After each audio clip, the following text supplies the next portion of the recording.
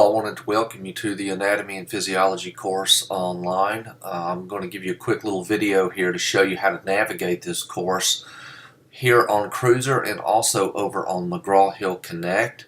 The actual materials for completing this course are housed over on their website.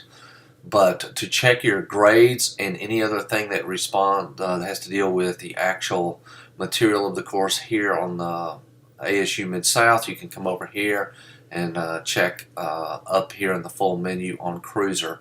My screen will look a little bit different than yours because I've arranged mine to have these common features that I use over here on the left-hand side. This video will also apply to Anatomy and Physiology 2, the second part of this course, even though I'm just doing one video here showing the navigation. So one of the things that you can do is when you log in to Campus Cruiser, and this is the welcoming screen, yours will look similar to this. First, I wanted to point out that the syllabus for this course is right here, and you can click on this View Detail and it'll take you to a link for the syllabus. Please download that, become familiar with the policies of this course. For instance, about missing and reopening missed assignments and exams. Exams are not reopened for any reason in this course. So you want to make sure that you have a secure internet connection at the time that you begin it.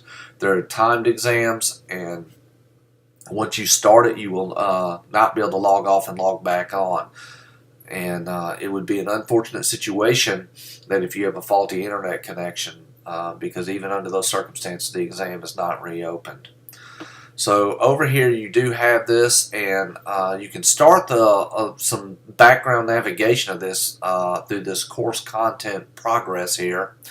And normally when it'll say start the course, I've actually played on this a little bit, and I'll bring this in. And you'll get a pop-up window like this that will come into view. And you can click here and scroll down, and this tells you download the syllabus right through here. We're beginning here in week 1, and these are the graded points for this activity in A&P 1. You have to go introduce yourself on the message board, the discussion board, and you also have to go over to McGraw-Hill Connect and complete this prep anatomy activity, which I'm going to show you what that is in a second. But you can click through here. These are the weeks of the semester right through here. And they'll show you, they have these little sub menu components right here. And in the first week or two, there's a lot of work in A&P 1 as well as A&P 2. But you can click through here and it tells you a little bit about the learning points of the first chapter. And it's telling you go over to McGraw-Hill and you have to do the Learn Smart Reading and you have to do homework for Chapter 1.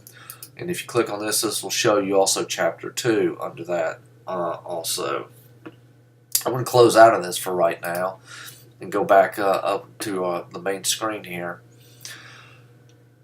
If you're not familiar with McGraw-Hill, you'll have something called My Gradebook right through here. You can check your grades throughout the semester right through there. You'll want to register with McGraw-Hill. I'm going to send out an announcement with a code that shows you how to do that. But once you log in over on McGraw-Hill, you will have a view that looks very similar to this right here. And this is pretty much where all the work is held for the semester. All the exams are listed here, and above all, please note that the due dates of when they're available and when they actually close right through here. So this first exam, for instance, starts on February 2nd and it closes on February 3rd.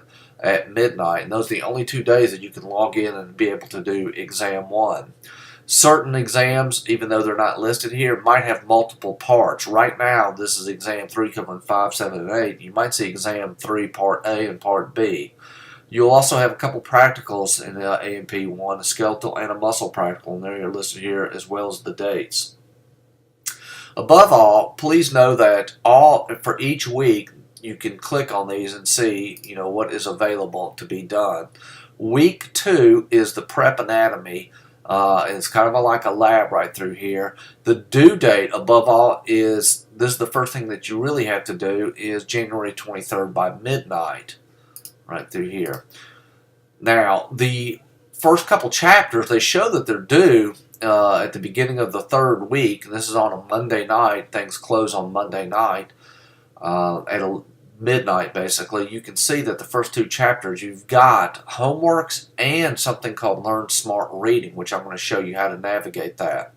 Just because it's in week 3, do not wait until week 3 to start it. This whole course is open from the first day in the course. You can work ahead. I highly advise you doing that. So just because it says this, start as soon as possible. These activities take quite a bit of time to get through there and do that. I'm going to show you how to navigate this, but I've got to get to the instructor view. It looks very similar, but to do a preview of these, I'm going to have to open up this activity. For many of you who have never done a Learn Smart activity, we're going to go through some examples. When you click on it, it'll take you over to a screen that's similar to this, except I'm going to be in preview mode right through here. And make sure that your Adobe Flash plugins are updated. I'm going to right click that to activate this. I highly recommend that you use Chrome or Firefox as a browser for this course. Do not use Internet Explorer. Most problems occur when you're using Internet Explorer, and lots of students will contact me with saying things aren't loading, or I click on something and nothing happens, and it usually comes back to the fact that they were using Internet Explorer. Usually you can start with the screen like this. It says Table of Contents, and these are the modules that you'll work through here. And I'm going to click back to Table of Contents. Click on this right away, and I'm going to go, and you can come up here in the what happens is you have access to this whole book in an ebook format right through here, and it's opening it right into the questions. I'm going to hit the read button down here. This will open up the book, and over here on the left hand side, this is how you navigate through the ebook, and it's highlighted. When you're in Learn Smart Reading, the book is actually highlighted for you, and it's the author's way of telling you that this is what they think is important within these topics, and you can increase and decrease the text as needed, and you can go to the next page this way. And the idea is you want to read this. Either you read it either through the printed version, or you're going to read it online through this version here. And it's a good idea to start because they're at least highlighting, telling you some things that they do believe is important. If you don't like the highlight and you find it annoying, you can turn it off and on down here. But there's a graded component to this. This is Learn LS Reading or Learn Smart Reading. And when you're ready to actually do the questions that you're being graded on, you hit practice. Even though it says practice, you're actually being graded for this. The good thing is you can do this as many times as you like, even if you get it wrong. This exercise will keep asking you the question until you get it right. So it's very easy to get 100% on this. It is time consuming. But here's the idea is they're going to ask you a question, you click on the answer that you think is right, and I'm just going to pick on one right here. And you get an option here if you know it, you think you know it, or you're unsure, and I'm going to say I'm unsure, and it's like, oh, guess what, your answer was incorrect. And they're telling you what this is. Later on, you're going to get this same question again. As you see in this first chapter, there's 76 items that you're going to work through. So and here's an example where you grab things and you put them in a particular type of order, and you're going to submit this, and you say, oh, I definitely know that. And you're going to say, I submit it, and you say, oh, you got it right. And you can go through the different types of questions. And if you think, oh, I definitely know that, but it's like, no, cat's not right, cells is the right answer. And once again, like I said, you're going to keep getting that. But if you notice, out of the 76, we only have one that we got correct. So this item will only go down when you get them correct.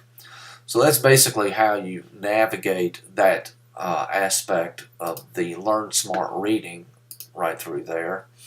You will also have, though, homework assignments that you click through. And you click on this, and you're going to have a start button right through here. Your view will look slightly different. This isn't open at the time of this recording, but you'll have a start button here, and you're going to have some questions. This is not something that you just get you redo over and over until you get right. You are able to log in, do 10 questions, let's say, and come back later, and it picks up right where you left off. In this case, there's 31 questions, and you would have a few left that you can work through at your own pace through up until the deadline. Once the deadline hits, you will not have access to these activities anymore. So this is on the McGraw-Hill side. Contact me, email me if you have any problems with the navigation. Usually students have the first week problems with the Learn Smart reading assignments.